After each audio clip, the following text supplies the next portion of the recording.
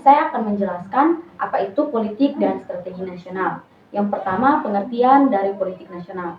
Jadi politik nasional adalah kebijakan atau prinsip atau dasar yang dibentuk oleh negara atau pemerintah atau lembaga tertentu untuk mencapai tujuan dari negara atau tujuan dari tujuan dari lembaga tersebut. Nah, kemudian ada pengertian dari strategi nasional. Nah, kalau strategi nasional ini adalah cara atau bagaimana langkah-langkah yang dibuat oleh pemerintah, negara untuk mencapai tujuan dari politik nasional dan juga tujuan dari negara tersebut. Nah, jadi dalam politik dan strategi nasional juga itu ada beberapa hal yang dibahas. Yang pertama itu ada berkaitan dengan negara. Nah, negara ini di situ membahas tentang bagaimana cara negara bekerja dalam bidang politik, dalam politik nasional tersebut. Nah, kemudian yang kedua ada kekuasaan.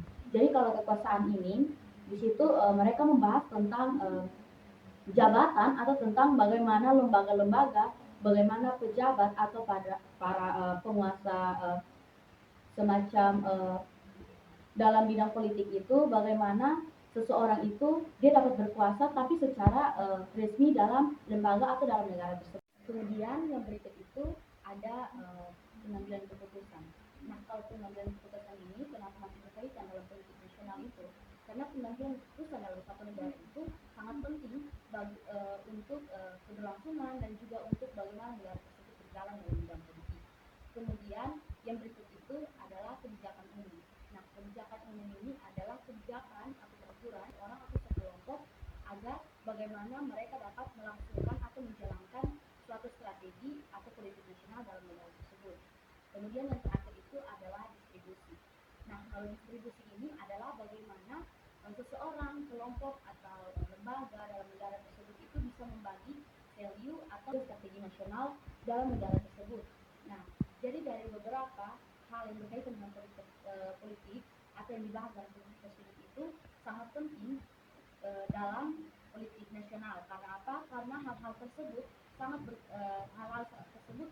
sangat berperan penting dalam kehidupan atau dalam pembangunan dalam negara tersebut, tentunya dalam negara Indonesia. Oke. Jadi sekarang kita membahas tentang tujuan dari politik nasional. Jadi tujuan yang pertama yaitu dia melindungi segenap bangsa Indonesia. Jadi negara itu dia wajib melindungi keselamatan dan keamanan bagi warga negaranya. Terus yang kedua, memajukan kesejahteraan umum. Jadi pemerintah itu dia wajib menciptakan kondisi sosial dan ekonomi yang stabil bagi masyarakatnya. Terus yang ketiga itu mencerdaskan kehidupan bangsa.